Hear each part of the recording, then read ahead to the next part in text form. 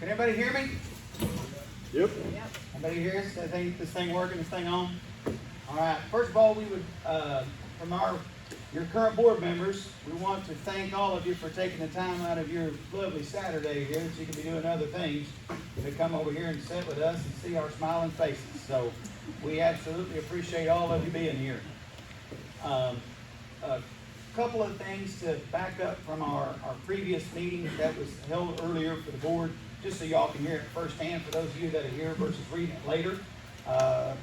The main things is the board had a few lots that were turned back over from past dues, and the board has actually held several of these lots for years, and we had no reason to hold them.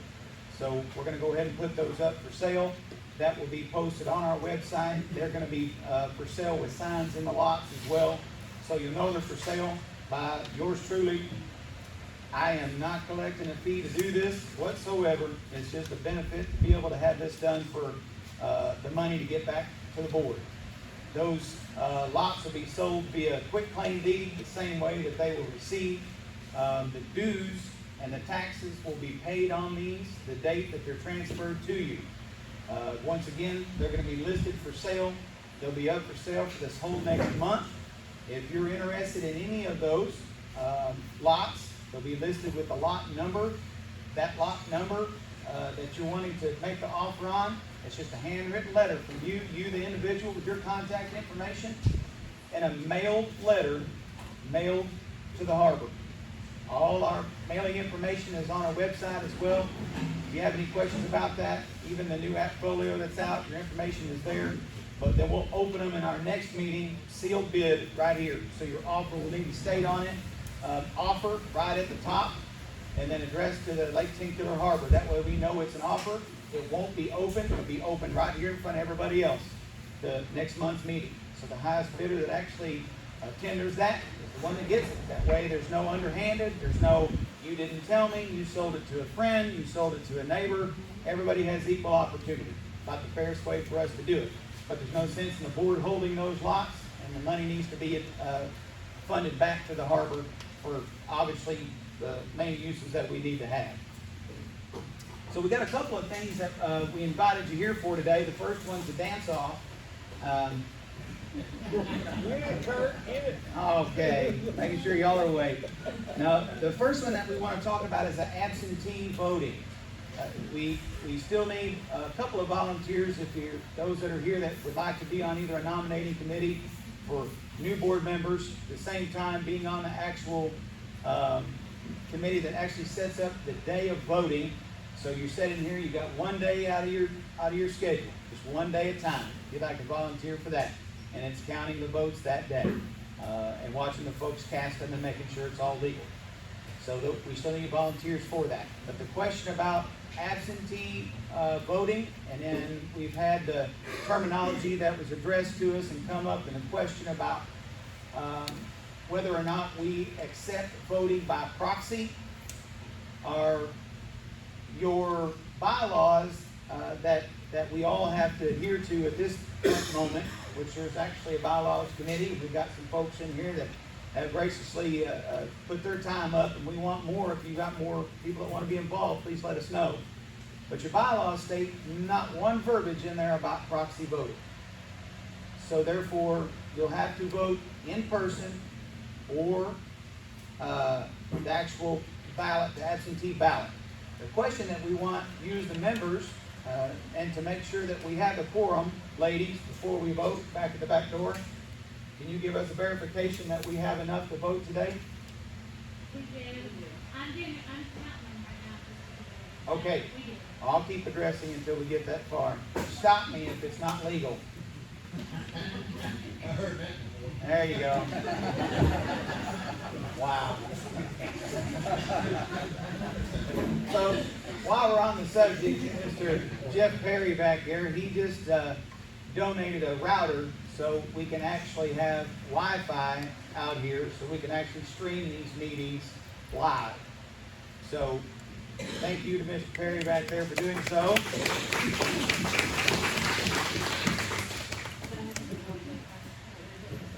Yes, ma'am. Just so you FYI, though, even if we do get the Wi-Fi live stream going. That does not mean that you can vote via live stream. That means that you have to still be here in person, just like we're doing today. So if you want to make sure that your votes count until we get the bylaws can be amended, which we need people to volunteer to help us make those be legal, that we can vote that way. You know, it's like it should be a process eventually, but it's a working process. Just want to let you know that. You know, it'd be great if we could all not have to come in, that you can't vote online. Yep. So at this point, again, back to the absentee ballot voting is if any of you throughout this process have something that you want to say and address, if you'll raise your hand, we'll try to get to you one by one. All we ask you to do is stand up and let us know your name, and that's mainly for the record keeping up here so we know what questions were asked, make sure everybody heard your question, and then be able to answer your question. But the first topic, again, is on absentee voting. The question that we have that has been submitted to us is our bylaws state that you as the member, if you know you're not going to be here for the membership meeting and you want to vote on those things that will be on that particular membership ballot, that you have to contact the board, ask for an absentee ballot, it has to be mailed to you, you turn around and mail it back. It has to be received 1 day before the membership meeting in order for that vote to count. That's the bylaw rule. Understanding that, the question that we've got is, as long as it's still a sealed envelope that comes back, would anybody have an objection to actually putting the ballot where it can be a request via email from your new portal that we're fixing to talk about as well, that you have your own website more or less set up. It's an app on your phone that we're all going to be able to use right here about the harbor. So you'll be able to download that form from there. You could actually sign everything that you want from that, but you still would have to mail it back. So it's still received, so we have proof of that, and that no one else is viewing what your votes are or what verbiage that you may have if you wanted to handwrite something in, etc. So does anybody have anything to say or objection or positive, negative on the absentee voting request? Wow.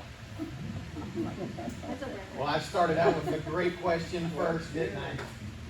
All right. So the question, what we're going to end up doing by votes, if you guys look at the actual, these amazing plates that are placed in front of you, you're going to have a number 1, 2, 3, or 4.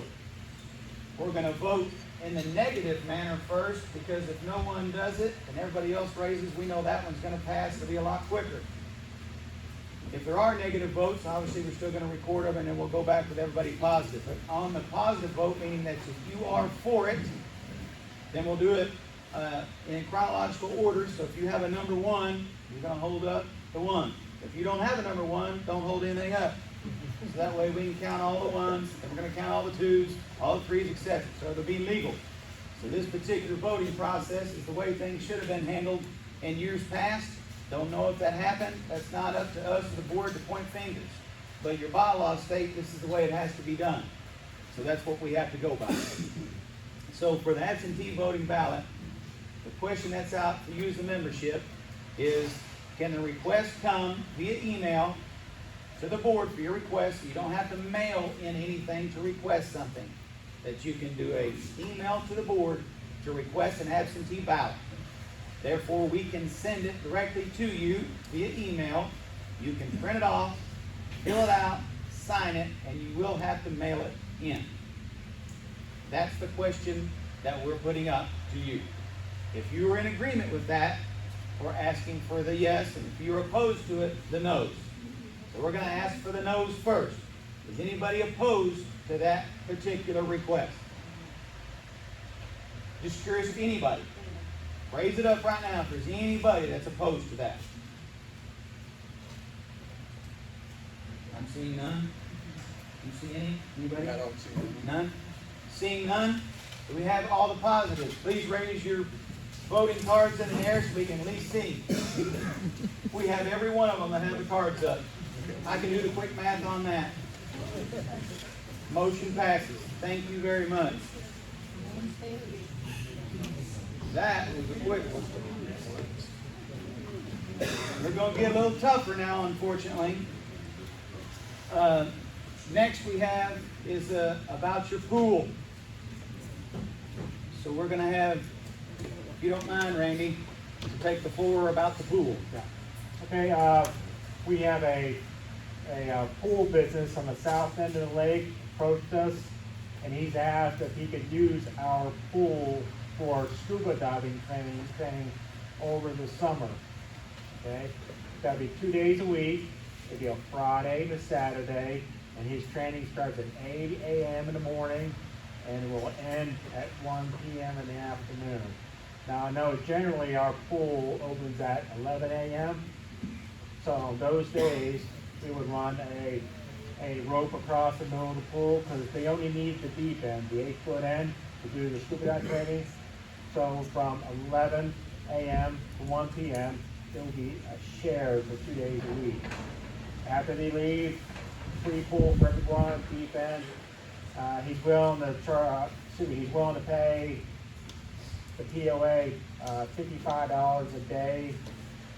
So that's $110 per week that goes back into the pool to buy chemicals and whatever else is needed to keep that pool open this summer. So what we're interested in is that agreeable to you or not? And we want you guys to decide. Question? Would the scuba gear itself be pose any kind of danger to the pool, or make it dirtier, or make us, to where we have to spend more time cleaning it, or something like that? All right, great question. Sir, if you don't mind, can you please stand and let us know your name just for the record? My name is Paul Parks. Outstanding. Okay, well, I'm not a scuba diver myself, so I can't officially give you the correct answer on that one. Well, what we can Yeah, answer you can for ask. you though is that this same type question was asked before, mainly about, if I can,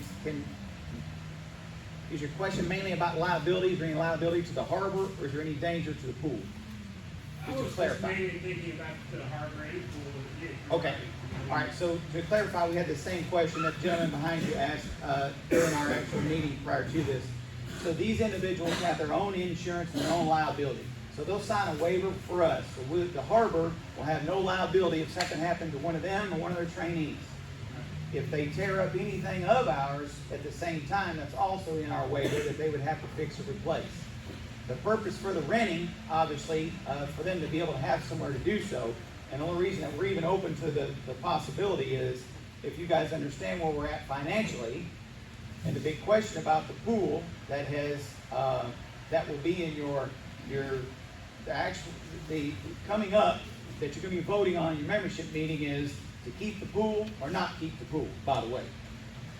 So you all are aware that that will be coming in the membership meeting. But for now, there's so many repairs that need to be done, and Randy's gone through several items. I think most of you all know. I mean, it's just an older pool, and this needs a lot of stuff done to it. At the same time, it takes a lot of chemicals and cost and things to run it. And then if you don't have volunteers to run it, then we also have to pay somebody to man it. So that's one of our biggest expenses as the harbor, where your money is going. But we as the board are not going to make the decision. This is what we're wanting you guys to make that decision. The biggest thing is, this is the only idea that we've come up with that could generate some money that would probably offset the cost to at least try to buy chemicals for the pool this year. Yes? Sarah Price. Yes. Also, I just thought about that, also, if their equipment is not clean or clean enough for this and that, it's actually gonna cost us more than this. Because I'm gonna have to use more chemicals and different things to get the water control. There you go. Another great question. Yes, sir. I'm sorry, in the back, I can't see. Let me get my glasses. It's me. Sarah Little, Sarah Little. Yes, ma'am. if we, in the membership meeting, I'm assuming we're doing the July membership meeting? Correct. If the vote goes to close the pool at that point and not continue it, how does that impact this contract for the Oh, this is only would be for this year. So we would have to fulfill this year. It would stay open for the year. So about closing the pool would be to close it for, in other words, when it closes down this particular year, when it's done, it's done. Okay. Yeah, and he would be completed right around the Labor Day weekend, would be his last day. Yeah. But again, this is just, we setting up here, I know y'all, unfortunately, there's so many more members that aren't here, but the requests that we get are either phone call, text, emails, etc. And so we get those and we try to talk about them amongst ourselves, but most of you are not here to hear some of those questions that are brought up. But most of them, seems like they're about the same thing, either the pool or the roads. So we're putting it back on you guys to help make those decisions, so we're not making them for you. Yes, ma'am. I have not seen the Jennifer Riley, I have not seen the pool, I just was curious to know the status of our ladder in the pool, because we will be adding a lot of heavy equipment added on to the divers. Do they have, or is our railing secure enough to be sustaining divers coming in and out of the pool? I am a diver, there's a lot of heavy equipment involved in and out of that pool.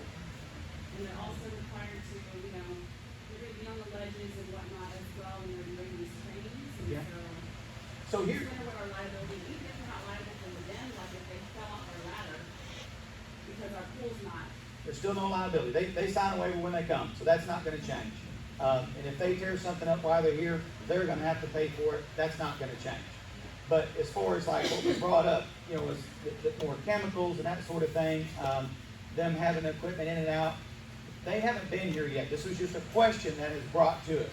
So we haven't done a walkthrough with them. They haven't come to know what we need. We gotta sit down, Randy, obviously over Pool and Parks, and get a run through with them on what they may need that we don't have, making sure the membership knows, you know, if it's a separate, time period where they're all out here in the area that's undercover, if that makes sense, they're with all their gear, whatever it is, that we make sure all of you as members are aware of it, and that it wasn't done by your board. So if that helps answer your question, the liability is not gonna be on us, it will be on them.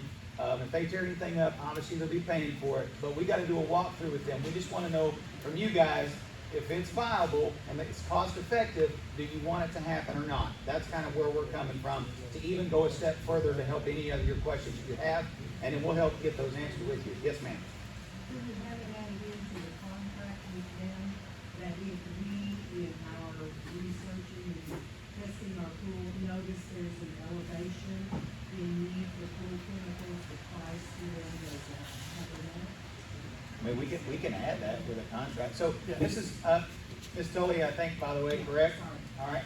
So her question was, if something happens and the chemicals get elevated while they're in there, can we pass the cost on to them? Is that your question? Correct. Yeah.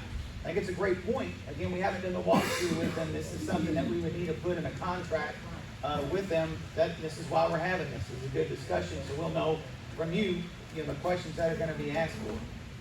I think it's a great, Randy? Yeah. Yeah. Okay. Yes, ma'am. Rachel Goodwin. Okay. Just real question on the contract that we would do with them, would there be a clause for early termination in the event that we weren't happy? I'm pretty sure it'll go both ways. If they're unhappy or if we're happy, I'm pretty sure there'll be a termination with a set effective immediately, effective end of the week, something like that. We would have that in for either party to back out. Yeah, I think their questions that they had with us mainly was members not being informed, aware, forgot, whatever the case may be, them being here, and then being confronted in an aggressive manner. That's kind of what they brought up about us. So again, this is why we're having it before anything's even done, giving it to your attention before we even vote, and then trying to get it out to the members. But another great question that we will actually bring up with them. Yeah, we got a question right now. Yes, ma'am. Angela. Angela. I have a question on the day. Why does it have to be a Friday when I think the pool be mostly on the weekdays? So They again, pick the dates then? so coming from them, that's the dates that they actually have set forth that are already prepaid with them for their particular divers that are coming on board. These are learners, and people getting recertified. So the dates that they're there for, which is what they've asked us. Now, can we go back to them and tell them a different date? I mean, we can try, but if it doesn't fit that mold, obviously we lose them anyway. Okay, and the pool is not gonna be closed to members on those days. Remember, it's gonna be a rope in the middle. They will only be on the deep end between 11 and 1. And how many come at a time? I mean, So it could be, the class could be as large as 20, but typically it's around 10 to 15 people. Yeah, so we'll still have people able to swim at one time in the 4-foot end. We have another question. Marcia Perry. So, looking at our state of money right now, are we gonna even be able, do we really need this to be able to keep the pool open? Okay, so, absolutely. So from where our funding is right now, and to bring everybody up, I don't want to jump total ships. This was going to go on the next one. But since the question was brought up about our funding and where our financial status is everybody aware that your POA here has not filed taxes since 2018? Anyone? We are now. Okay. So just like us, all of us sitting here, sitting in your same chairs, totally unaware. So when the board was vacated and all of us come on, these are the items that we found out along with several others, thanks to this lady sitting to my right, who we hated each other. I mean, we weren't friends before. And absolutely. So, but it's been a very ugly trail to go down, unfortunately, to find these things out. And all of us, I think, have to feel like we've been, like somebody hasn't been forthcoming with us. But in their defense, the individual that was hired was the same company that was doing it before. The company sold out to a new individual, kept the same name. The individual didn't do what was requested. Not only did he not do it, he more or less took the money and ran, long story short, and kept answering the phones telling everybody more or less checks in the mail. That's the verbiage that we found out. There's several that's been on this board before that try to find some of these things out. They got frustrated. No one was doing anything. It wasn't being told to you guys as members. Several other members then they came forward. Not pointing any fingers, but this is reality. We're dealt with it. Instead of running away, we're here to try to force it, get it under control, and let you all know, and then let you know about the financial situation that we're in now because of it. So, you bet. So let her fill in and let you know the amount. I'll get right to you, sir. Sure. So I called and talked to the IRS the other day, spent an hour on hold, as everybody's probably real familiar with that. And then I spent another hour on the phone with them, taking down all the information, and then they did eventually send me the transcripts for everything that we have not filed. Because this is quarterly, and this is just strictly the IRS, it's not including the Oklahoma employment taxes, which, by the way, everybody, just FYI, the reason why we do not have any employees anymore is we have contractors is because their taxes are still sitting in our checking account right now for the last 2-3 years, because we haven't paid our bills and we haven't filed the taxes. We did, long story short, is the first part that I got from the CPA lady was that we owed roughly $16,000 in back taxes. Does not include any penalties, and it does not include any charges that the CPA will be charging us. $350 per each filing, plus their time. My calculation at that point in time was roughly $20,000, more or less. That, in figure, it's like we kept the pool open for the last 4 years. We're not paying these because it cost roughly $8,000 last year just to run the pool. But we have a little sliver, which when we get through that point, it's like we have made some payments along the way. We haven't made them all, but we have made some. Ones in the reds means that we have not filed. But we have some that are in the black, believe it or not. And so that's gonna cut us down to maybe another $5,000 down. But that still is a considerable amount that we have not paid, like between $10,000 and $15,000. And so we're gonna have to come back with somewhere. right. And so our budget for this year that actually we came up with was based upon the revenues that was actually paid from the previous year. Understanding that, there was no way, if y'all understand there's more month at the end of the money, that's where the harbor is. So there was more bills owed than what the dues being collected. So there's another way to have to generate money or cut something. And I think that's where some of you got the misconception that we were trying to cut out, this board was trying to cut out a pool or cut out the security, the harbor, trash, the things that were going to go by the wayside. We were not going to cut anything. We can't cut anything. This is up to you guys, the membership. All we can do is give you guys the information, let you vote on how you want your money spent. And understand that if everybody paid perfect in a perfect world, this place would float even. It's not going to make any money, but it's enough to float even. And understand these dues, and the dues increases were in 95. I don't know if you're aware of this, but we've had a little bit of inflation since 1995. Understanding that, everything else costs more. Everything that we do.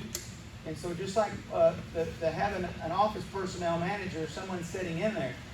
Now, we were got to ask you, point blank, do you have somebody sitting in the office that you're paying that's not doing these things? Are you getting your money's worth? Are you? No, absolutely not. So that's why, to the point, there's no one in there at this particular moment. And Miss Becky has volunteered every day of her life, several hours a day at least, to be able to run and get us caught up to where we are. And then the system that we've got implemented in place right now for you is going to take the place of having to have somebody in that office, because this particular system that's in place, once you pay your dues, everything is automated. It's going to pay our taxes for us. It's going to send out our 1099s to employees. It's going to give us the computed in at the very end. You don't have to have somebody. All you have to do is have somebody hit print. So it's going to do it for you. And so just like us, if Becky decides, I've had enough of you guys, I'm out of here, well, at least that system's in place. Somebody else can come in and it's there. Any of you at this point can come in here and sit in our position literally, and it's not near the time and effort that we've had to go through to find out where we are, to try to come up with some ideas to save some money and then pay the bills that are due. Yes, sir. I've got a question. Mine's Robert Maxwell, but I've been here a long time, but what I'm not understanding is on our financial situation. Yes, sir. Everything is running good from, say, 85 up to 2018, correct? Right. So what I'm trying to do, and we've got probably double the people in this harbor than we've ever had in our lives. Sure. Should we be bringing in more money? Let me help you. Absolutely. Go ahead. All right, so the question is, we got more people here now, and actually even up to 2018 than we have right now. Why do we not have more money? So, I'm not sure how everybody is aware that how things ran in the past, but if somebody had past dues that are due, and the accrual basis on those dues is just like a credit card. It's astronomical for a reason. That's the way that we can actually recoup the money and slap you on the wrist as you would normally do your children to say, hey, you incurred this, pay your dang bill. That's why the money is there. If you don't pay it, it just keeps accruing, right? It's like a credit card. And before you know it, oh my gosh, I owe more on this than my property's worth. Then what happens? That individual usually up and leaves. Nothing happens to them. Then you have someone, usually in here, friend, neighbor, family member, comes and says, well, that wasn't my fault they owed them dues. Can't y'all do something about that? And all the previous boards said, oh, you bet, we'd love to have you. And wipe all that away. So if you had an income in 1995 and everybody was paying, and then come 2018, I can answer this question for you. Come 2018, when you had 100% of the members paying before in 95, you had roughly 60% paying in 2018, sir. So in 60% of your dues, it started running downhill quick, fast, in a hurry, and nobody was collecting the past due money. Nobody. And in fact, they were given a free pass. We're going to wipe it away and start new with some fresh people. That's great, but what happened to all that money that should have been here for the operating expense that was in 1995?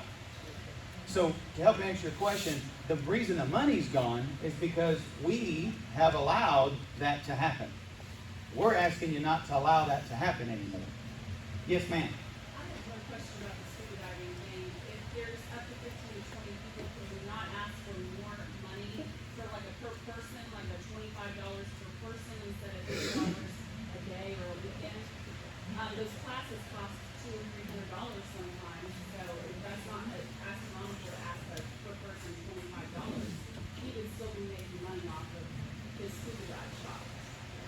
That's what he's been paying prior to. That was the same question, sir? Okay. So, how many of you here are scuba dive certified? Do we have? Okay. So, do you, from a renewal standpoint, is it just a fee that you renew, or do you have? Anything ever, you just have to take extra classes for extra certification. So he will have brand new scuba divers, and he will have renewal classes for like nitrox or deep diver or whatever. Right. But let's say the renewals may be $100 a pop. The initial one may be $350, $400 a pop. But if you're having 10 people in the pool, it's not unreasonable for him to pay $20 per person or whatever fee that we could all agree upon, but just That's a more per than person $50 a basis? weekend, yes. Okay. Well, for that weekend, so if it's per person, so if there was if you had 10 people, you did it at $20 a person, or whatever, like you're talking about, is that it's an accountability, that whatever it is, it's a per person, so if they show up for 20 versus showing up for 5, you have 20 more people in there, just like what, I think the other question was about the, bringing all the chemicals and things that are gonna be running through there, if we make it, where they're actually paying for it then at that point, because there will be more cost added to it. I think, is that your question? Yes, Right. yes.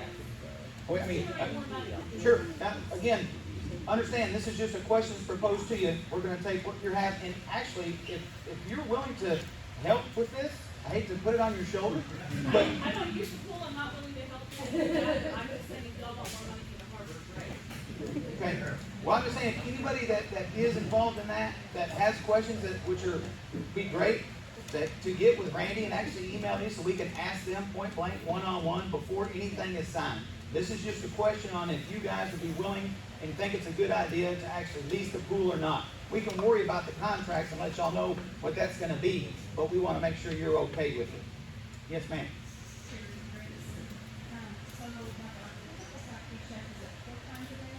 Correct. Are they gonna be responsible to check it and to document that on the times that they're here, or we gonna have somebody in there? So here's, which, Randy, I don't wanna step on your thunder there, but at the same time, as of right now, we have no volunteers. I volunteer. Well, Yeah, during those hours though, it's not gonna be, because that'll be 8 a.m. in the morning, so not 11 a.m. on. So let me retract that. When they get here for those hours that they're here before the pool is open, there's nobody here. So with us trying to generate money, could we pay somebody to be there or ask for more volunteers? But this is another negotiation question that we have to get from you guys before we give them the okay. But we don't have anybody right now that can stand to be there. So I have one more question. Yes. Have you thought about converting the pool from chlorine to salt? Would that be cheaper?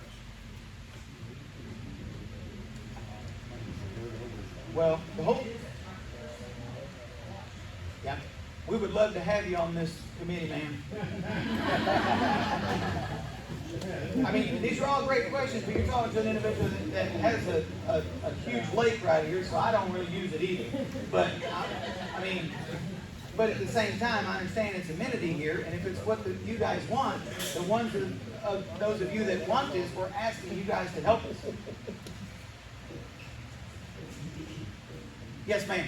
Hey, Bowman, how much is it going to cost us to get the pool up to code so they can come in and we can go in? Well, just like what Becky told you, so last year, our expenses were roughly $8,000 just to run the pool. Now, that's not a whole lot of repairs, that's mainly chemicals, paying people to come and test and clean and that sort of thing, get the pool open, the beginning of the year mentality. That's a lot of that cost that was generated for that. Until we uncover it, to make sure to see, it's kind of like Christmas. And so once we open it to see what present or what load of we got, we really don't know how to answer your question with that until we uncover it to get it here. When I lived in the development, they had pools that were taken care of and everything. Every year when they moved the park on it, they went in, drained the pool, went around and replaced things that weren't working, lights, things like that, tile around it and whatever, and see if there was cracks or anything. Will that be done? Or can it be? So again, I don't know if you've heard that last conversation about where we are financially with the money. Oh, I heard. Well, I'm not trying to be rude, so that's where we're at. Do we fix the pool, do we pay taxes? Unless, Yeah, I just want it safe for everybody, so, Well- you know, I don't mean you have to go in. oh no, I understand, Just to make it swimmable. yeah. Well, about a year ago, maybe 2 years, they had a board meeting, and I was here, and they said there's a list of repairs that need done to that pool, including replastering, changing some pump materials, and it was $34,000 then. With inflation going up, who knows, 8% a month, whatever it's going now, it's probably gonna be a lot more than that. That's to have the resurface cracks fixed, everything done, it's probably gonna be upper 30s at least. Yeah, I think that the switching it from, you know, the chemicals and over to salt and getting repairs, and these are amazing ideas. And if we were flourishing with funds, absolutely, I think those things would need to be done. It's more cost effective, makes sense. But at the same time, trying to stop the bleeding is kind of where we are right now. Start breathing, protect the wound, all right? That's what we're gonna do, but we're treating for shock right now, just for the simple fact of where we're at financially. But once we get the pool uncovered, Randy will know at that point what the cost is gonna be. All that will be here in our monthly meetings that you guys are able to attend and go back and watch and see. So you'll know and keep up with these costs. But the only reason we're even entertaining this idea is to help offset that cost, if y'all understand. That's really all we're doing. Yes, sir? Right, so I'm asking about the money that's missing. What's the legal stay, and we can't go back and get that money from the people that caused this problem? Okay, so let me help you. The people before you were your board members that you elected. And when you give them that power to sign off legally, and you give this board the power, whether they exercise it or not, to assess fees and unassess those fees. It's in your bylaws. So understanding that, you give this board the power to, if I elect to say, you know what, I want to bring it to vote that this individual doesn't need to pay his dues this year. And if these people agreed to it, guess what? Your dues would be waived. But that's the power that you gave this board. But that has nothing to do with the taxes. No, so you're talking about the individuals that were on the boards before? Yes, sir. Who's responsible? They were responsible for paying these taxes and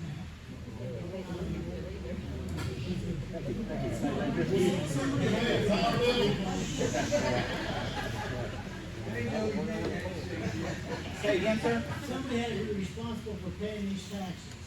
Right? I'm with you 100%. Now, why can't we go back to that person and claim something to get these taxes back, this money? Right, so the whole thing, the money was still due regardless, okay? Whether they're paid or not paid, the money was still due. The whole thing of it not being due, and if the money would actually be collected and paid, we would be in the negative right now. We would have no money, and I don't think anybody would be sitting here. We'd all be doing willy-nilly by ourselves because there wouldn't be a board.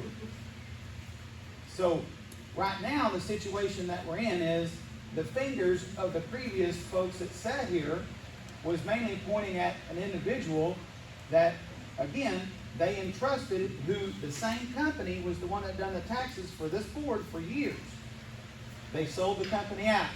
So unless we went after that individual, who actually now has everything against him, lost his license has been revoked, those sort of things anyway, we can be a party to a suit. We have to find somebody to represent us, if that makes sense. And whatever cost we incur for that, to try to fight that, I mean, we could try. But again, that's where you guys come in and say, you know, we still owe the money to the IRS regardless. The difference is, where I feel like we've been duped, is the fees that it's going to cost because of, if you know Uncle Sam, he'll come after you for the late fees and penalties that'll be involved there. So I think, to be realistic, I'm going to guess we're probably 50-50 on penalties and fees versus the true amounts due.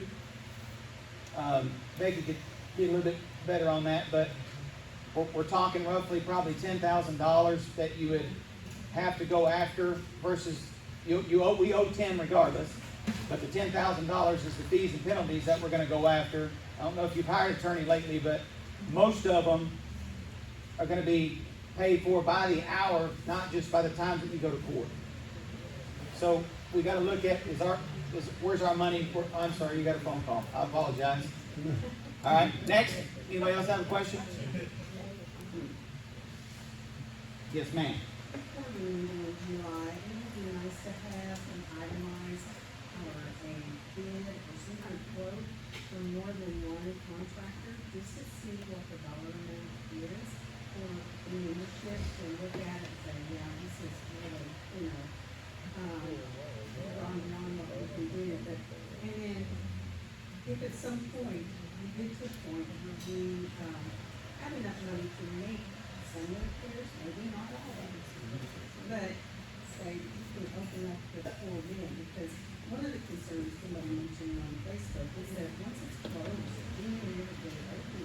Correct. Say, it's an asset, and Sure. we're losing that asset. Sure. And so, anyway. And what was your name, ma'am? Last conference, Okay. Gotcha. Yes, sir. I think it would be a great idea, and I was just kind of wondering, would that open it up to where somebody else could maybe rent out other days for the same price or something? If you Like got- if they wanted a water aerobics class, and, we could talk somebody into signing up for water aerobics class, $20 a pop. Boom, we could do that, or something like that. I think it's a great idea. Well, getting the membership, this is why you're here. So we got enough people to actually vote to say whether you would want something to be rented out. If not, then we know what that answer is if it's a no.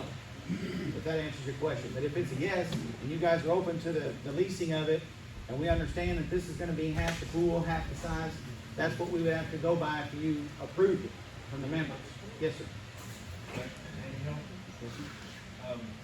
With the conversation heading towards renegotiating the amount with the diving school, I think that if we could word it to where they would allow us some leeway within their usage period, say within the first few weeks or whatever, I don't want to price us out of it. I don't want us to price ourselves out of Right. the benefit of their income. Sure. If their income is working for us and we're actually making money on the deal, then that would be great. I would like to see some extra money held back for other things involved in the pool besides just chemicals, if that would be possible. Sure. But I don't want to lose their business because we are doing it right. Yeah, so we can do an assessment, kind of what we've got on our books, like versus last year, the fees that were spent a month for the pool, if that makes sense. If we started this first month with opening, knowing where we're at, and we have their rental coming in, we can do an assessment, if that makes sense, of what you're talking about, to see whether we're making or losing or breaking even, whether it's worthwhile. Is that your question? This is only gonna be for one season. If it doesn't work for us, then we won't rent it out anymore. Well, you guys will decide But that. absolutely, we can do that. Yes, ma'am. Listening to Albright, can you tell us if we close the pool, how's that gonna affect our property value? Okay, so from an amenities, around the lake, do any of you have friends, family, anywhere else around the lake? Anybody in here? How many other POAs have a pool? I can help you. None. So understanding that, we have the only one. So is this a huge asset to have? I mean, you're looking at that, if we have the only one, but we don't have anybody else to bounce things off of, though, to say, hey, is this a benefit to you guys? How did you handle it? What is your dues? We don't have that. We understand that there's, the gated community right here, and what they pay a month, and what do they receive? Nothing. They have to pay to live there. So, for us, I feel like we have a lot of assets. It's just having the ability to figure out where are we at in this asset pool? What does it really cost? Break it down to use the members and say, look, this is not cost effective. We're either going to have to raise the money to cover it, or we're going to have to do away with it. But right now, I would say, when you're looking at it from a sales standpoint, meaning I know a guy that does that for a living, I would think it's a positive.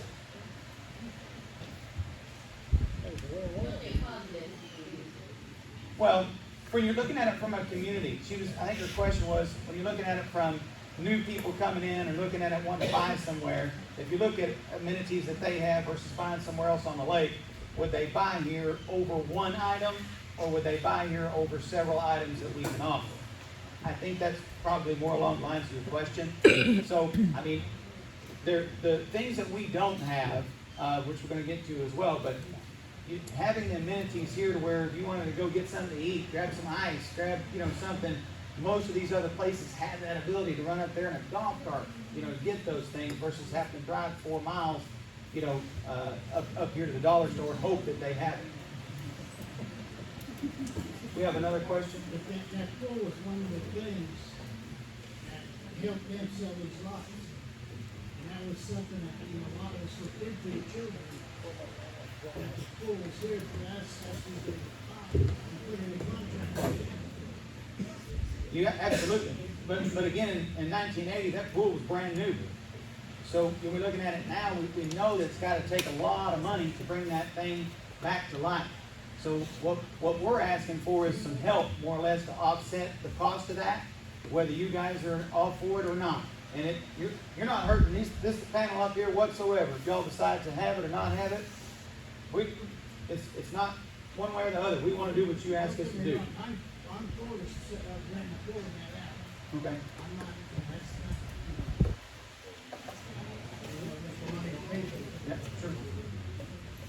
To answer a question, or to add to, I guess you say, somebody asked a while ago about, so what is that gonna do to our property values if we don't have a pool? A lot of people complain to me personally about the cost of our dues per year. It's like, they're acting like, well, what do we get for that amount of money? Why do I need to pay for that? I don't need to pay for that because I don't use that. Long story short is, whenever you purchase property out here, you knew that, or you should have known that there are dues due out here on a yearly basis. Most of these POAs around here are on a monthly basis, like $200 or $300 a month. Versus we have, like, for one lot, maximum is $190.05. Don't ask me how they came up with that figure. Maximum is $190.05.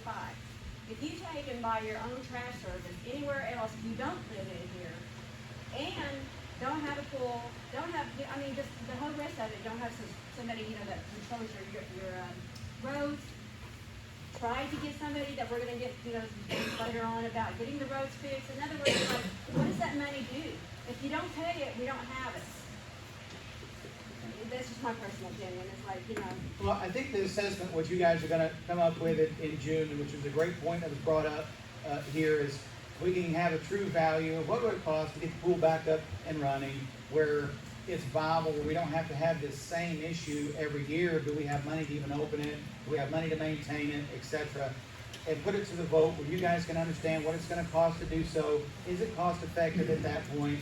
And, everybody gets to vote on it then. And at that, I don't know how we can argue if someone, as a group, that we all decide to close it versus keeping it open. At that point, everybody's spoken.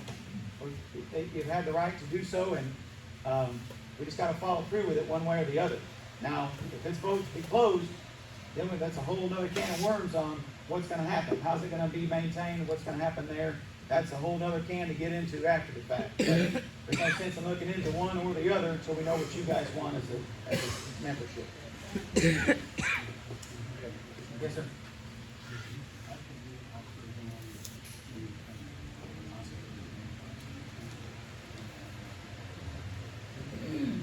Well, we know that we've got the ability to open it. The whole thing is about maintaining.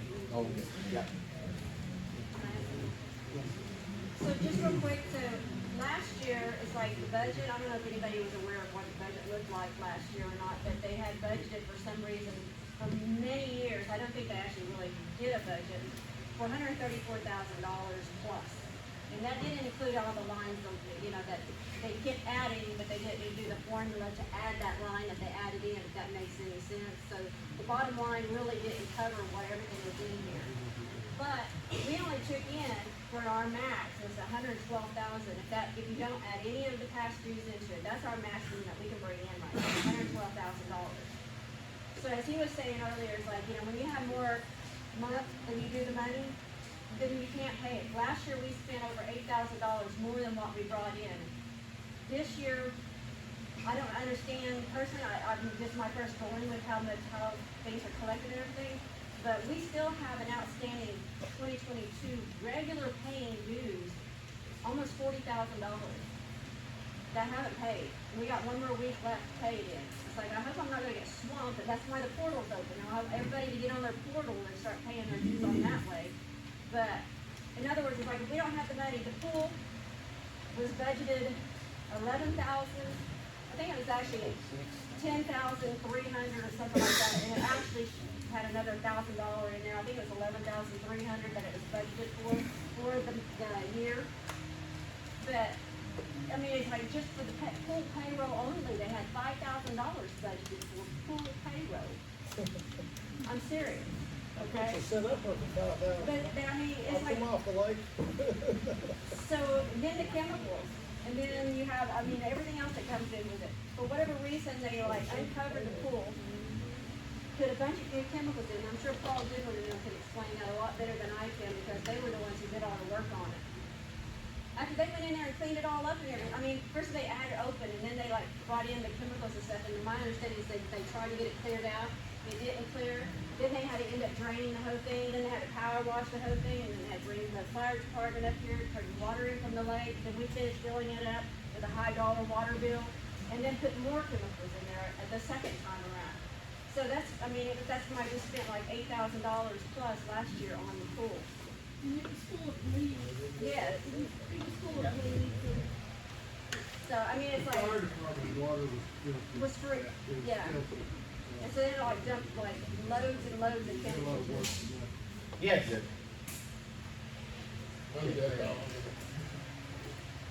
This rabbit hole is just getting deeper. The only thing that you're supposed to find out is, do you guys want to be able to rent this thing out and make money?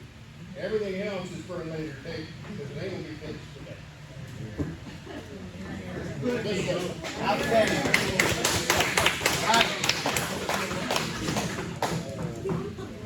All right, so let's do it the easy way. Once again, for those of you that want to vote no, we're going to do the no first. No on the rental. No on the rental. Raise your cards. We've got a WAP. We've got. Are you voting no? All right. So we've got. I can do my simple math. That's 7. Those of you that want to rent it out, raise your cards, please. I'm guessing that's more than 7. All right, so we are going to fund the idea of renting the pool. So we're going to get with him, get with that the individual who wants to lease it. We're going to get the questions that you guys asked, try to get our contract drawn together, and we'll have this available for you ASAP, as soon as we can, and let everybody know what that outcome is. We're going to try to get the most we can. He offered that money. That's what we brought to the table to you. But we'll try to go back and get a per person rent membership, or for who he's bringing per person, and try to get that narrowed down. And then that cost afterwards, like within 3 weeks, we should know how the pool chemicals are running and have that readjusted at that point. Sound good? Amen. Outstanding. Thank you.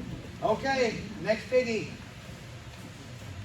For those of you that are and are not aware, we're going to make you aware. We had this wonderful asset, again, out here, the John Deere Green, that sat underneath the awning out here for several years. Of course, that particular piece of equipment was purchased by you guys as a membership to help keep these roads in halfway decent shape. That was the intention of having that tractor. Also, it had a mower that hooked with it to help mow some of the facilities that you see around here that is owned by the board, and then also the outskirts of the actual roads. Over the last several years, that particular piece of equipment has been, like yours truly, declining. Understanding that, we tried to get an assessment on the tractor, but before we could do that, we had to get the dang thing running. So it wouldn't even start when all of these members took on this board. So before we could get it started to even try to see what was wrong with it, we had to spend money, unfortunately, to try to get the thing running to see if it would even run. after doing so, and then with help with one of your previous board members, Billy Bradshaw, actually come up to help. This thing takes 15 gallons, let me say it again, 15 gallons of hydraulic fluid every time you want to use it. I don't know if you can do the math on that, but if you wanted to use that for a couple days in a row, somebody's got to fit that bill. Outside of that, the things that needed to be replaced on that were, I mean, like me, everything. So it's astronomical to try to get it all done. So we came back with a more or less a decision of, why are we spending that money on something of that age? And the only thing that it could do halfway was to spread some rock. That's it. Nothing else would work. The bucket on the front, I mean, if you didn't know how to, chew gum just right, and hold it on one side, that bucket wouldn't work. So we actually got James Depew, that's not here unfortunately, he's at a funeral, but to look at that tractor and give us an idea of the cost to try to fix it versus what we could sell it for. So he was actually able to put it up for sale, and we received the highest bid of $7,500 for that tractor. That tractor was purchased, if I'm not mistaken, between $8,000 and $9,000 several years ago. I mean, 15 plus years ago. So understanding that, I think that was a good even money, pretty close for what that declining asset was. So the question that we have for you guys is this. We have another piece of equipment we're going to get to also on another vote, but this money is going to go into the road fund, what we have. The question is, do you want another piece of equipment purchased to be put in its place? What type of piece of equipment, if so? Or would it be more cost effective, what we've been approached with, to lease equipment when it's needed, so there's no maintenance, no liability, no insurance, nothing is due under that when you lease it for the single project that we may need. So it's not the same piece of equipment you might need every time. We could do a skid steer or a backhoe or a, brush hog, mowers, whatever the case may be. Or there's other individuals in here that own equipment. Do we try to tack them and pay them for these jobs that need to be done versus having lease? There's several options, but the biggest one on the table to you, the membership, is: do you want this piece of equipment replaced? Or, this is the discussion, do you want it replaced? Do you want to rent? Do you want to subcontract the things out that's needed as it's needed? So those are kind of our options we have to either try to replace the asset, put the money back in the road fund, and get the things done that you guys have asked for. Digging out ditches, trying to help fill in some of these roads that are done, the mowing, etc. There's several things that can be done and can be purchased, but we want your approval. This is up for discussion.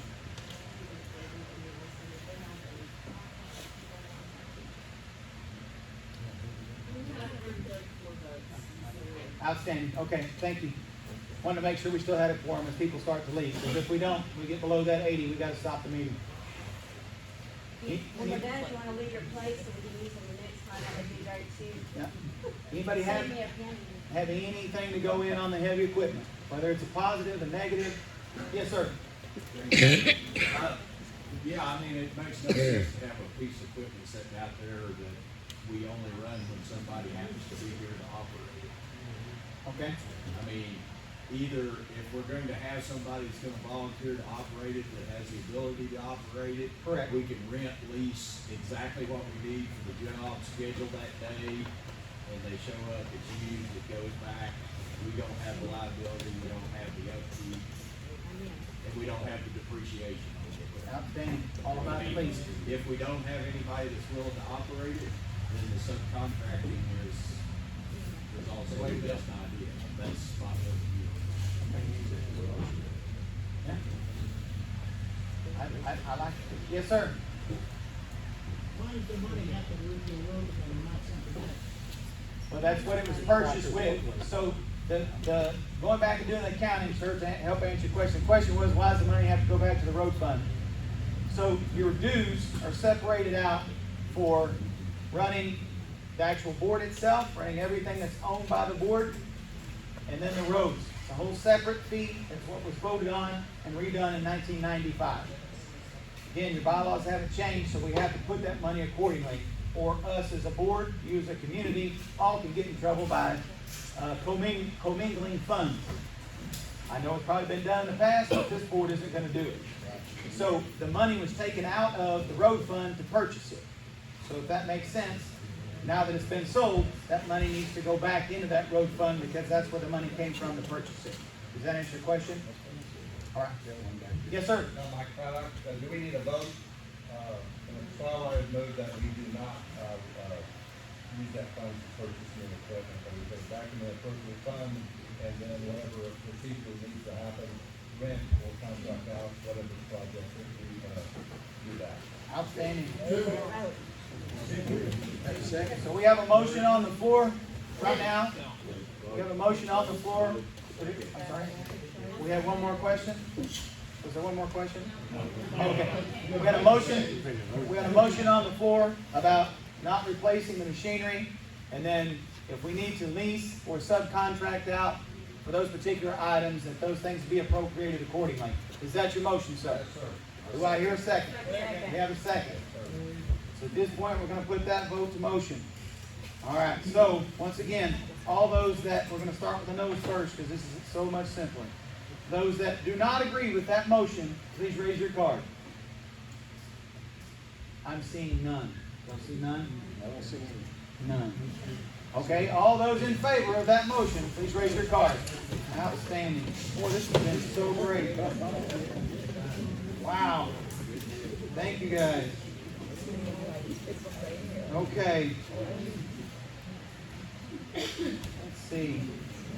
You want to briefly touch on at folio? We already went over about the lots. And that's been done as well. All right, next we're, yes, sir. I was just gonna bring up the fact we talked about quick, what you have out there is a 750 gallon per minute pump.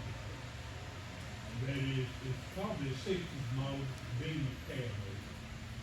Well, you don't have the water service in there that will even operate it. You're gonna have to have at least a 6-inch line coming, because that is a 5-inch steamer on there. No matter whether you put the 1 arc line or you put 2.5 on there, which will pump it the same way. You don't have water. I don't know what your pressure is on your water line or who you're coming from, but that's truck out there. You consider wanting to have fire. Okay, so, yep. Yep. So, that, Before you get going, I have emotionally sell it faster.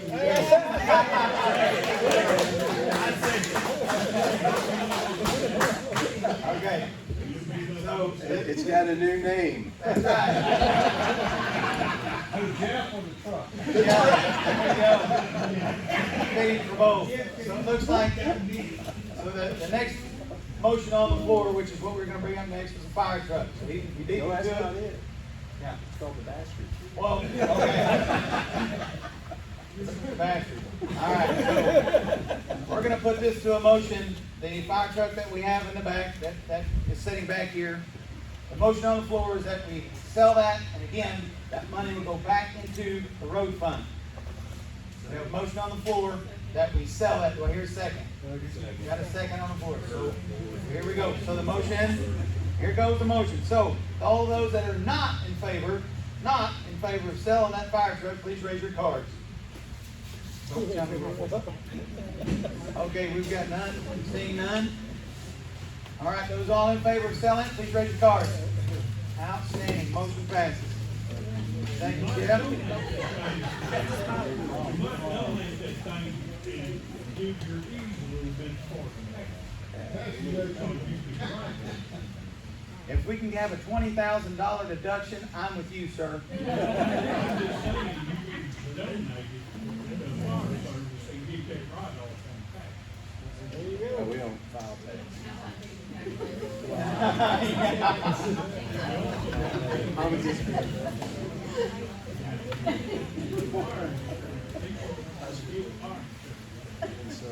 Okay. All right, our last bit of information for you folks is going to be, again, talking about this particular new system that's called AppFolio that all of you are paying for in your dues right now. This particular app is just that. It's an app. You can download it on your phone. Of course, you can use it with any website, anything that you have, but it's downloadable to your phone. And so if anything like this that we need to have in the future and notify you, it'll come directly to that portal, and all you have to do is click on it. You're going to get an email notification. You click on it, it takes you right to your apps. It tells you what that notification is about. So for example, you owe dues. So those of you that have not paid it, you're going to get to find out quick, fast, and hurry. You're going to get a notification. You did not pay your dues. So therefore there's going to be a penalty. Pay your dues. And then after that, you'll get one more notification. Pay your dues. And after that, when you don't, the next notification is you've got a lien. Okay? So we have operated too long in the patting each other's back and giving people too many opportunities. We're all adults. We all signed up for the same thing. It's a dues system. We're just asking you to do what you signed up for. Nothing more. So at that point, this particular app is going to take the place, though, of having somebody sit in the office to help answer your questions where you walk in. But from that app, you can sit in your living room and not have to come up here or out on your boat. Whoop, open that app and send your question. And it's going to go to the pool and parks guy. It's going to go to the roads guy. It's going to go to the secretary to let us know what your question is. It's going to go to that person. And guess what? That person is going to be the one to respond back to you. So this is kind of that. We all are going to have a handheld office manager right there with us. And the other questions that you should have or may have, most of them are going to be answered on the website itself. A lot of people have questions about lots and lot numbers and who owns what lots, etc. That's updated on your website, folks. It's all there. Information about utilities. Who's it with? Who do we contact? All that information is right there on your website. Same thing about bylaws and our restrictions. It's all right there. So I'm going to let Ms. Pickey talk to you a little bit about that. If you have any questions about AppFolio, that's what this section's about. So as Kevin was saying, it's like, as of right now, I'm sure everybody knows that we haven't had an office person since January. And all of those job duties have been taken care of by myself, in addition to trying to get this AppFolio up and running. And trust me, it's been gray. It's been a nightmare, so to speak, for some time. But AppFolio, I'm hoping it's going to be my best friend. And I hope it's going to be your best friend as well. Architectural control forms can be put in immediately. It automatically is sent an email to Jeff Perry, to Zach Moe, and to Kevin, who are the committee for architectural control. It goes to them directly. It's already set up that way. The same thing when you pay your dues. It automatically is separated. If anybody has been on there and looked at it who does owe dues, it's separated as association dues, and it's associated, the second one is both road funds. And then if you owe late fees, if there's a late fee as well, it automatically is separated and it goes automatically into those funds. I don't know if you guys know how the system has been ran for years. It's a spreadsheet, an Excel spreadsheet. You send me your check, I take your check, and it's like, okay, it's $100. $100 went in here, but no, actually, $90 went here, 10 of that went into the road fund. And then you have to keep a spreadsheet. And then whenever your end of your month comes up, and you got to total that amount, and you got to take this money, you got to transfer it out of this account, put it over into this account. I mean, it's just like, you know. Archaic. Yeah, I mean, it's a nightmare, trust me. But anyway, it's all set up and ready to go. If anybody does not know how to use it, you need help, you don't, I mean, it's like it requires you an email to sign in. That's all it takes. I've sent out email, I've sent out text to everybody that I had the information from. Half of it was probably 20 years old. When I sent that out, I had like 400 and something immediate emails come back to me saying, not delivered, or whatever you want to say, refused. And then I've had several people who've received them and have put stop on their text, which means I can't even text them back anymore at this point because it did go through. But they owe dues and they don't want to pay them. That's why we're gonna have to do the liens, unfortunately, because I don't understand why they didn't want to pay them in the first place. But anyway, going back to the other, if you have any issues trying to get into it, please let me know. I have 2 meetings this coming Monday with the AppFolio people to go over some of the little bugs that we are trying to work out. If we have to set up a time for people to come up here, you know, volunteer, I will, say, help you get set up. Dues come due once a year. I mean, you can go in there and set them up to be recurring. As long as we don't have a dues increase, you can set it up to recur, and you don't even have to remember next year.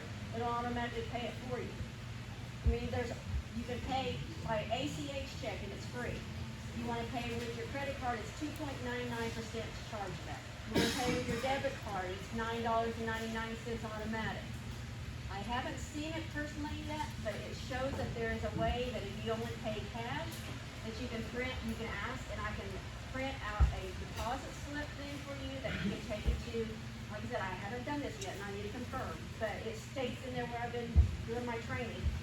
You can take it to like CVS, you can go to Walmart, there's 4 or 5 other places that you can actually take your slip in, like you can do like your bills, your utility bills and stuff, and pay cash at that place. So, I mean, there's no excuse that you can't get on here and take care of that, because I'm going on vacation when I get the opportunity. And I won't be available, no. Anybody have any questions on that AppFolio, or understanding why we have removed from the office manager position? Biggest thing was to help save you money, number 1. So that reoccurring cost that was being paid up there, you weren't getting what you were paying for. To have the things filed, to have your questions answered is one thing, but to have the paperwork side of things done accurately, we can see where we're at now. But this will be done automatically for you. It's the biggest thing about that system. Anybody have any questions about it though right now? We got one. Yes, sir. Mike, a couple of questions on it. Will there be the ability to pay online the dues through AppFolio? Absolutely. You can do that now. Okay, I haven't been there yet. So. And are we still taking cash for payments for dues? And are we just going to? So that's enough, right? No. So that's the whole purpose of this, is to stop the cash, no cash being accepted at the office or accepted by an individual. We want a paper trail. That way, you guys ask for proof of who's paid, who hasn't paid. We have proof of it. We don't have to worry about cash and who's holding it and who's not depositing it. Does that answer your question? Yes, sir. Just FYI, it's like anytime you communicate with us, if anybody has been on there and we have communicated with you, if you go down at the bottom of your page, you will have a thread, and it will be there from now on, unless one of us is able to get on there and deletes it for you. That way, it will always be on you can upload your forms, you can upload, just anything, you name it, and you can have it in there as your trail. So if you want to buy a piece of property, you want to make sure that it's a contractor deed or something or other. You want to put the contractor deed up to it, upload it, it's there. It's there for anybody and everybody to see. But I was going to go back to the other, it's like, we are paying, okay? We pay per portal. We aren't using that portal, we're wasting your money. If you don't get on there, you don't get it started, discuss it with the guys some, we'll discuss it more. But if you just absolutely refuse to do anything with that, and you absolutely say, I want paper, I want it mailed to me, I want somebody to take my check, I want somebody to deposit for me, the whole 9 yards, and you're gonna have to pay for that. That's my personal opinion, is you're gonna have to pay somebody manpower, because we don't have the money to pay the manpower. This is what this is for. If you absolutely refuse to do it, it will be added onto your dues. That's an assessment. Processing fee. So please, get on the portal. I've asked the girls at the front, but I appreciate both of them, and outstanding job, ladies. Thank you. Does anybody else have any other question before? Yes, sir. I see you have one. I see your hand going up. I saw it. Yes, sir. Yeah, what about road frontage? My name's Steve Farrell. Where are we at on it? Absolutely. Spending money while we got in the kitty. Absolutely. So, without getting into my phone and getting down to the penny at the moment, with the $7,500 that we have added into it, I did have, checks that I just got out of the mailbox today. I also have, that's that little Excel spreadsheet that I told you about. So I still have a running total that I haven't transferred over out of the general fund into it just yet, because that's part of this, Monday's meeting, because It's okay, roughly. okay, 82,000 in the road, roughly. Is a project earmarked for some of that money? No, that's part of what we are asking for. Yeah. So we gonna make a motion to vote for it, so. Right, so the next, you brought it up, that's where we'll go. All right. So the next one that we had on the list, this particular section right here behind us, this big eyesore that we have gotten the most complaints on as the board.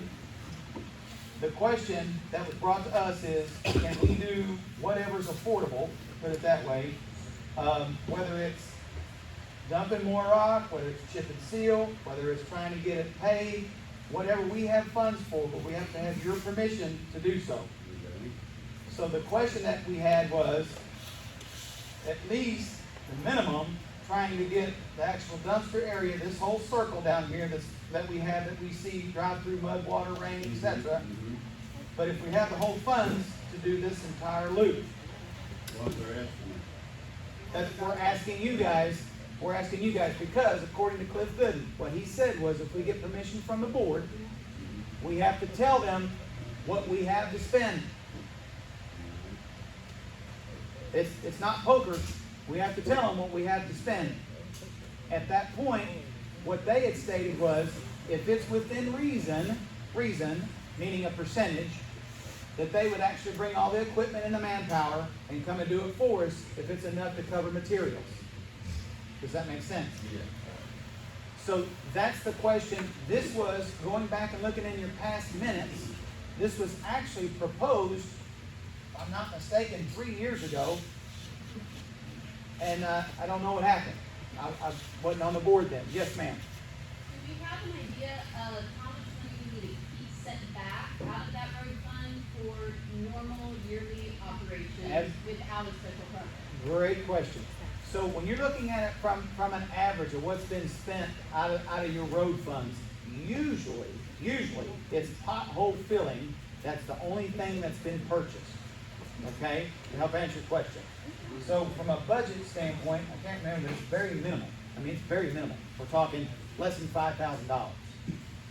But for the rainy day fund, is like what they used to call it, the what ifs, and I've heard the horror stories for years from several of the long time tenured folks in here. When you have a tin horn washed completely out on a road, where then you have the road that doesn't make access. Obviously, we're talking the dirt roads mentality.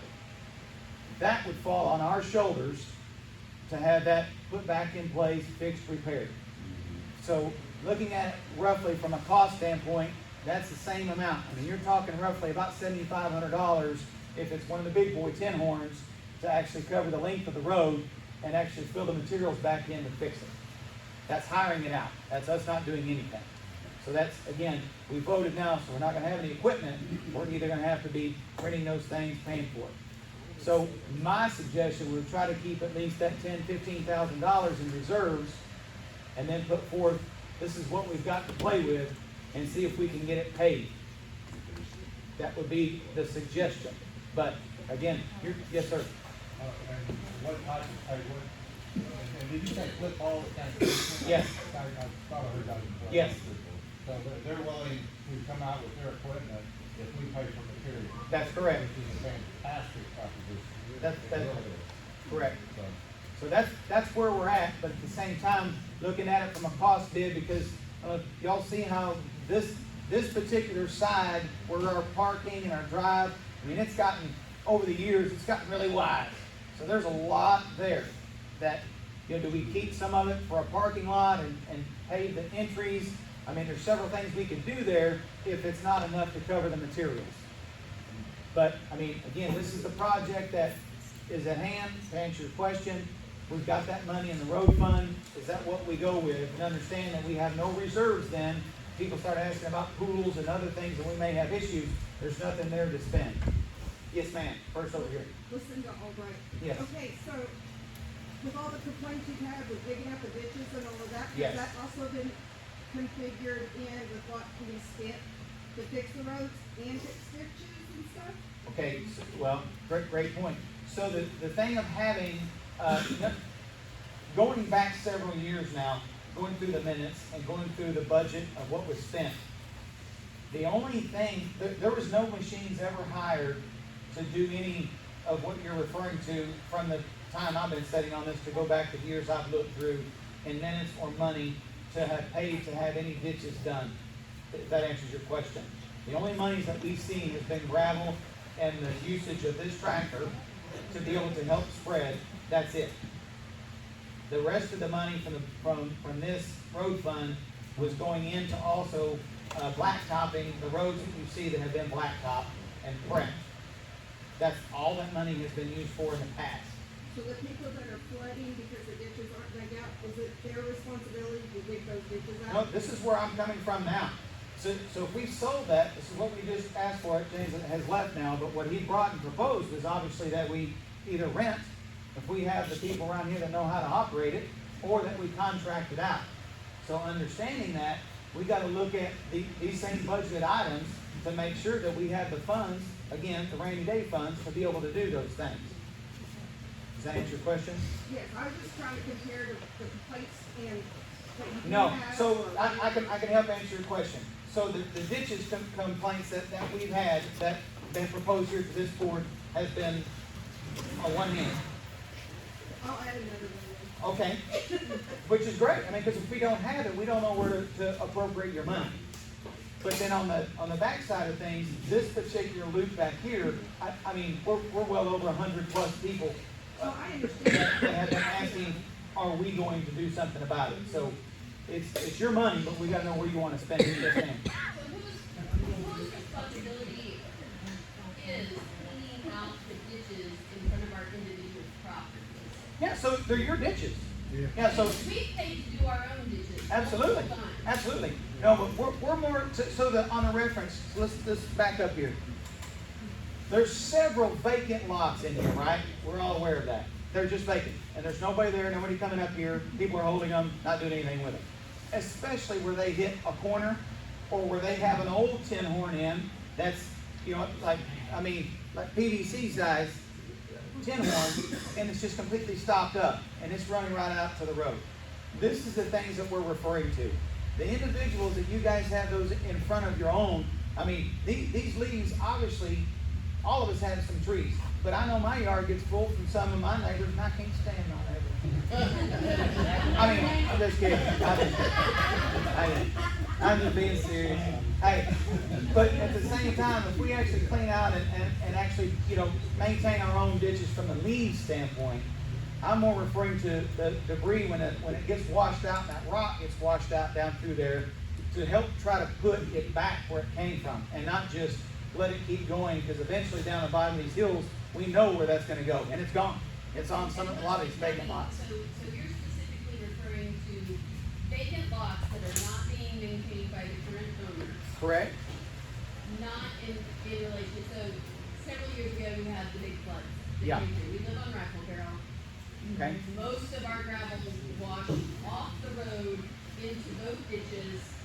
And the county, I believe, we did some cleanup work on our ditches, but the county came and moved gravel around.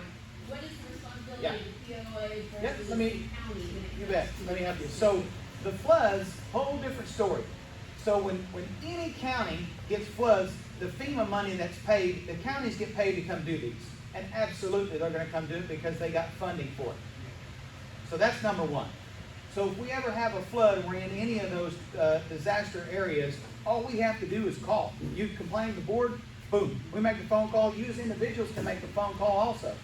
But when it's county funded, I don't care if it's a tornado, I don't care if it's a flood, when those things come through, the counties get paid the money. So they have the feasibility to come out. Versus just the standard rain, unfortunately, just Mother Nature, those things they don't have the funding for. They're set up to help us 3 times a year, that's it. 3 times a year, so that's the answer, is the county can come and maintain things 3 times a year. unless we have a big issue where we can try to help, after several rains, and we get a lot of help from you guys, including us, to call. And it's not a complaint, it's a simple fact of, hey, is there any way that you could come hit my road the next time you're out here?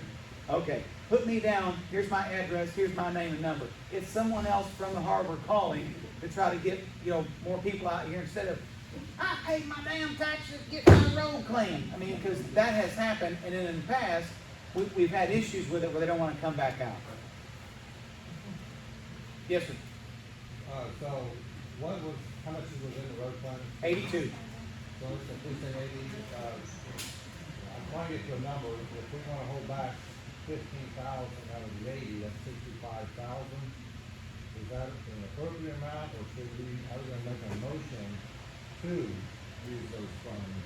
You said you needed an amount. Yeah, we gotta have something to go with. My motion will be, why don't we utilize 60,000 or up to 60,000 for working with the county to pave that area, the road and the trash area, as they deem appropriate. Okay,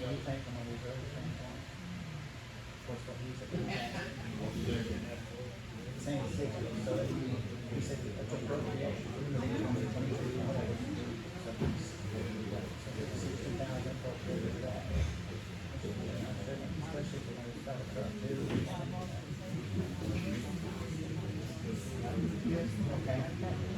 Yes, sir. Okay, you paid the CLA portion to the dumpster, not another road. Keep it in here, you can go back and forth and say, well, you can't manage, save a shit ton of money. Sorry, take a lot of money. Yeah, I think if we're gonna do that too, I'm not sure if we need a pinpoint or something that goes in. Right here. Right there, because it's Yep. gonna block the road. Absolutely. Right there. Yeah, I agree. Good point. The pullback. I agree. Yeah. We have a motion on the floor, right? Yeah. Yeah, we still have discussion though. Yes, ma'am. I have a question. Okay? Are we going to be more aggressive collecting the dues? So if we have money put back into the road fund, back into the industry. Absolutely. So we can help answer that question. So granted, the four you see here have been here for 4 months. Prior to us coming here, your back dues collection was 0. 0. What is it now? As of right now? Almost 14,000. So she's collected $14,000 in 4 months.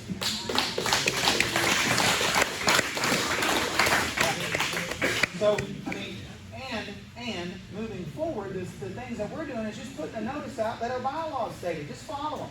And if you haven't paid your dues, then we're going to turn around and file lien against your property. Not just that property that you owe dues on, but if you own other properties in this harbor, we're filing on all of them. So if you sell one of them, we're going to get them back. Absolutely. Yeah, it's y'all's money, and we're a part of it. Yes, ma'am. Denise Skype, I was wondering, on Forest Road, did y'all say that was 80,000 or 180,000 in material? 280.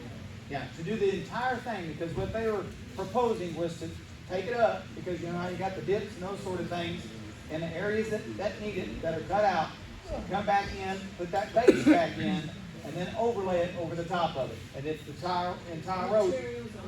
But yeah, no, that's them doing it. That's them doing it. Yeah, that was them. When we first called, this was last year, I wasn't even on the board. But it was the big issue and the question, and I actually went to his office to sit down and talk to them. So what would it take? If we had the money, if we had the donations, what would it take? So they estimated the length of what we've got, and they called me back the next day and said $280,000. No more free labor? I wasn't on the board at that time, ma'am. I was just trying to get a cost and a value so we could figure out, is this cost effective? Do we have the money? And at that point, when he said that, I was like, well, obviously that's a no-brainer. But before then, like I said, the folks that were on the board and the money to have, even if they, at that point, I mean, we know that they roughly had probably $40,000, $50,000 to play with. That's still, I just don't think that could have happened at that moment. Yeah, I just wonder if labor is Yeah, now what he's told me is if we have the funds to do it, they'll bring the labor and the equipment to help us, yes. That's for us. 280 without it, yes. Yeah. I'm not talking about quotes, I'm talking about what's just around here. Yeah. Yes, ma'am. Okay, I agree with the gentleman over there, whoever he was, Cindy Tony. We only need to pay for whatever chip and whatever, this over here, back in the dumpster. You don't need to do the other side, we can kind of go out of there, they'll say probably half. Absolutely. And, I propose, make a motion that we vote on whether we wanna do that, but giving a blank check to the county to Yeah. say, okay, we'll say $50,000, you come do it for us, well, we wouldn't do it for that. Oh, sure. Shouldn't we get an estimate? Well, that's what'll happen. What we're asking for right here, which the motion that was made was to spend up to 60. So in other words, we have that money approved by you as the members, $60,000, to then go to Cliff and say, okay, can you give us a bid, what this would cost to do this section? They come out, give us the bid, and so for example, if it's $200,000, I know everything else has went up ridiculous, but if it's gone up that crazy, then at that moment, then we can come to the table and say, hey, we got 60,000, that's all we got, can you help us out? But if they come back and say, hey, we can do that for 50, well, obviously, we're not gonna tell them 60, we'll say, we got the 50, mark us down. So you don't tell them what you got up front, you let them go. Right, we have a bid first, as long as we have the funds, then we tell them then we're all in, that we've got it. Yes, sir. I can make I work for Tulsa County, and we do this all the time. Up in Tulsa County, what the commissioner is saying is they'll use the county resources that we already pay for through our fuel tax, not our Yes. property tax, fuel tax. And that they will come out here, but they don't have the funds to go buy the material, the Correct. asphalt. But we'll be able to benefit because we'll get the pricing that they get of the asphalt. Now, if we did this project out to the private contractor, it would be 3 times the amount of money. Sure. That they would be using. So they just need to know how much money do you have, so then they can figure out what can they do. So it's not like a private bid type deal. They gotta know, so they can figure out, is there enough money to buy material? Or here's what you can buy with that amount. Yep. But We just want y'all's approval, 100%, that this is how we spent your money, and all of you as the membership is the one that agreed to do it. And it wasn't the 5 people setting up here or the road that was picked. This is the biggest one that we get the complaints on. We're trying to make sure you guys are okay with that and make sure you're good with the number that we proposed. Yes. Okay, so that's the motion. All right, so the motion on the floor right now is that we appropriate up to $60,000. All right, we got a motion and a second to pave the actual road as we come in on this side, up to the dumpster side, and stop before we get to Al. That's the motion on the floor. We got a motion and a second. So we're gonna, again, start with the no's. So those that are not in favor, we're gonna count them now. So those that are not in favor, please raise your cards. Well, I have a question, it's not that I'm not in favor. Are we doing 2 votes, or just do half, or a whole, if we can afford it, or we just? The motion on the floor was to appropriate funds just to do this half loop. Up to the POA-owned road, up to this particular side and the dumpster area, up to $60,000. What that will do, allow us to go ahead and get the county to come bid this particular section, let us know what that cost is gonna be. If it exceeds $60,000, we're telling them, hey, all we have is 60, would you do it for that? And see what they tell us.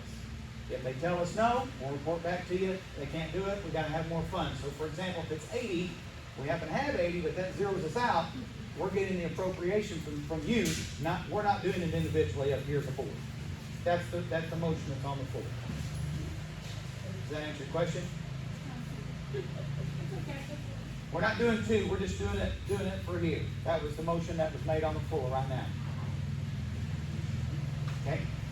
So that's the motion on the floor. So there were, again, the no's, doing the no's first. If you are not in favor of using the $60,000 to appropriate to do this paving, please raise your cards. We have 1, 4 votes out there. See that? Okay. Those that are in favor? Yep. All right. All right. We got to make sure we got enough here for a vote, folks. You want us to stand up and once we're counted? All right, so let's do this. Yep, so if you have a 1 on your card, hold the 1 up.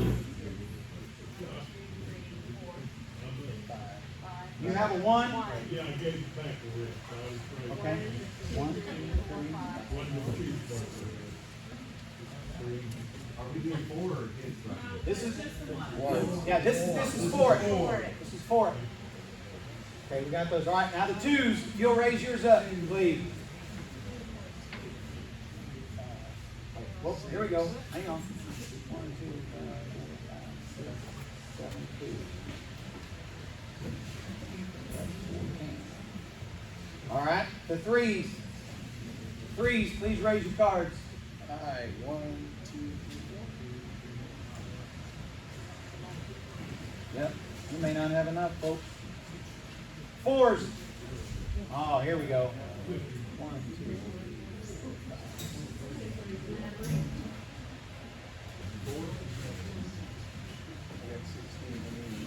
I got 16. Okay. Okay.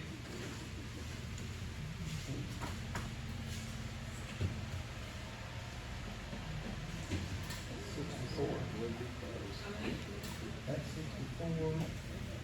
12. 15. That's 5. That's 95. We're in. All right, we got 95 votes, so that motion passes. Okay, one last little thing. If y'all know where the pit stop is, or it used to be when you first drove in, and it's been bought and it's changed hands. Those individuals are happen to be here this evening. The Eggers, if you'll stand up and introduce yourselves.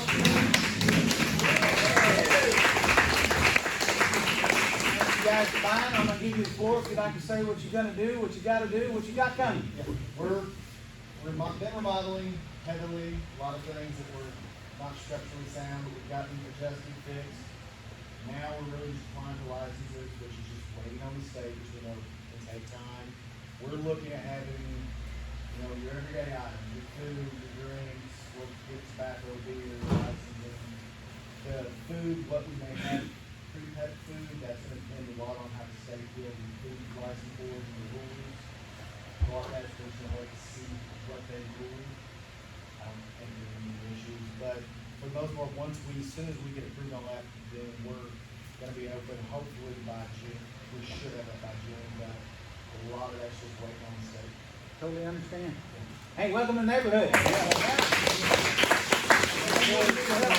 Assuming getting, things like beer license, one of the things is we're not going to carry, 75 rings of beer. There's no reason. So that will be one. Always welcome to conglomerate and let us know if there's certain types of drinks, whether it's even sodas that people drink, so we can carry, some of those things. Definitely help you guys more, so you don't have to drive forever and you run up the street. So we'll kind of try to keep some of those things on. Outstanding. With a bag of ice. Yep. That's one I've been looking for machines and seeing various costs. Yeah. Outstanding. All right. We have a motion to adjourn. Any other questions? You got a motion to adjourn? Go ahead, second. Huh?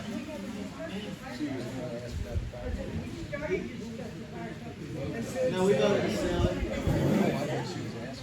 No, we voted on the fire truck. We voted. Yeah. I'm gonna move to That's okay. All right. Meeting adjourned. Thank y'all for coming.